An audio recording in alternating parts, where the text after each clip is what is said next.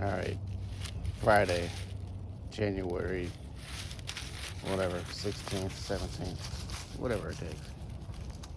Bentley's walk and talk with Wally down here by the pool and the tennis courts and the creek. There's something about this creek that just lures me to it. And right now it's really nice and quiet. Barely any wind. Unlike yesterday where it was windy as you know what. And when I say windy as you know what, I mean it was windy.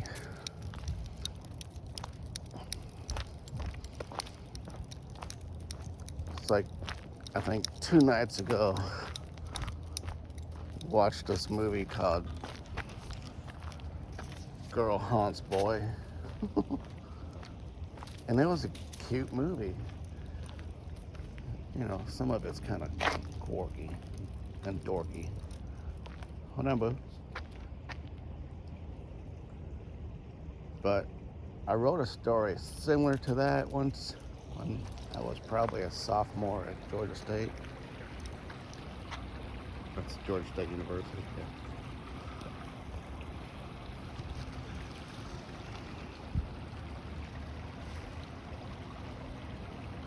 Here's our lovely, wonderful creek.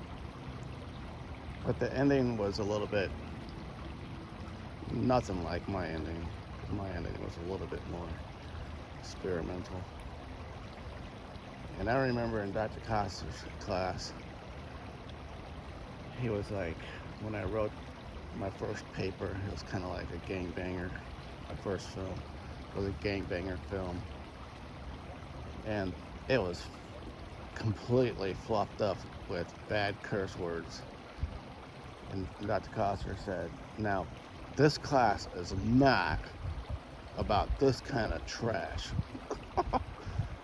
I go, man, it's a gangbanger movie. You'll find this on Netflix and HBO and whatever else, you know, people that want to put out a real movie.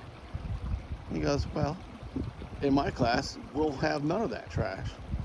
So I had to write that complete story over. Which, you know, at the time I'm like, well, this is a bunch of crap. Whatever happened to my creative integrity here? And then after rewriting it, we watched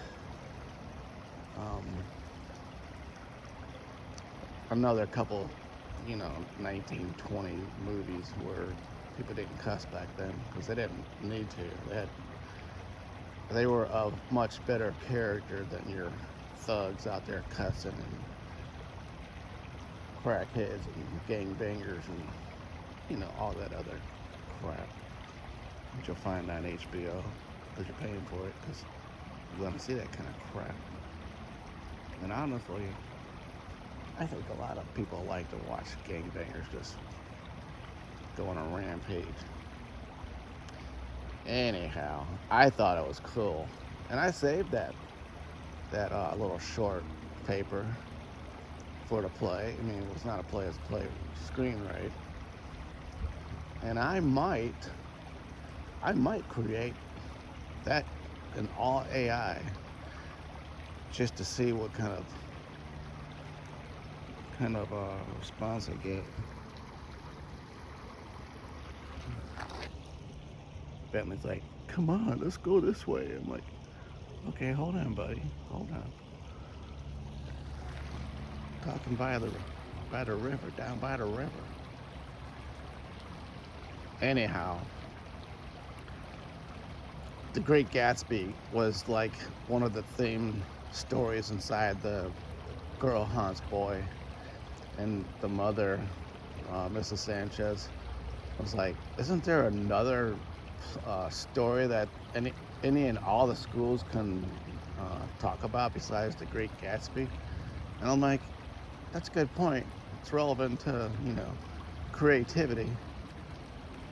But I don't think anybody has, like, I don't know, the go ahead, the okay to create something besides the Gatsby. Because I'm gonna tell you, man, when you're talking about loyal customers and royalties.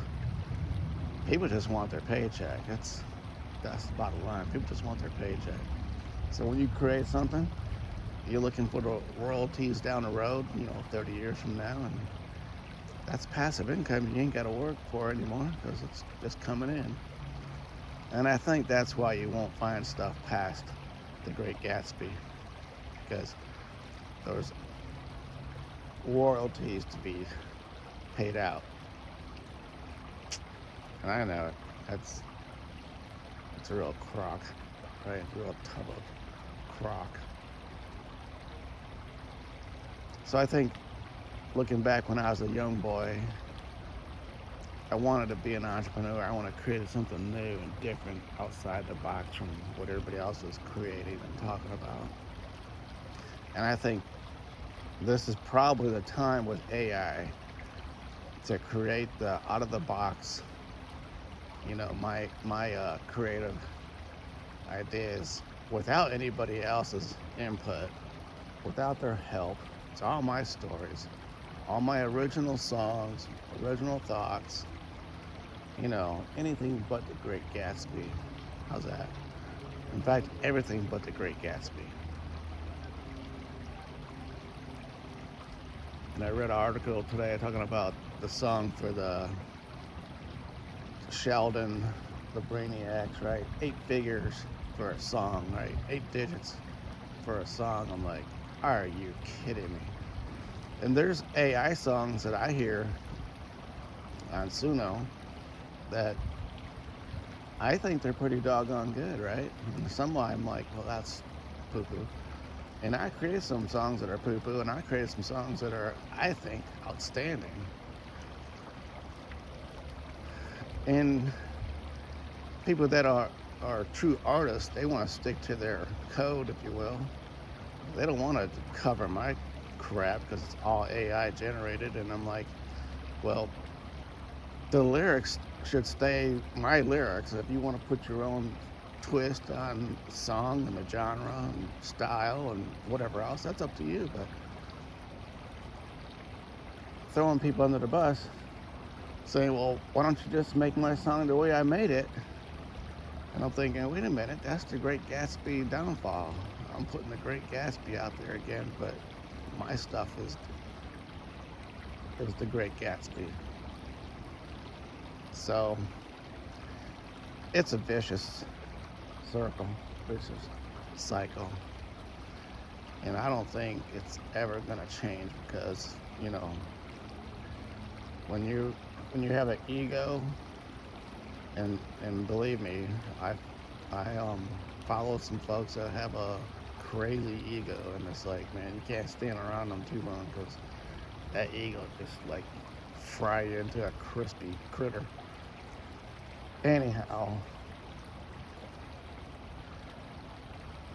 bottom line is that it's time to get out there and create a new box, not just create outside the box, but it's time to create a whole new box and then create outside that box. It's 2025, and it's probably a good thing to be alive in 2025. All right, let's get Bentley moving here because he is rambunctious. He actually did pretty good standing there listening to me. Sometimes I feel like a preacher man delivering my sermon. Oh no, we're not no preacher man, don't worry. All right, we'll keep you posted. And like I said, our weather, man, it's about to get crazy here. So we may have to go to the store and get some bread and eggs and milk. Because that's what people do in Georgia. All right, thanks for hanging in there. Check you back at the ranch.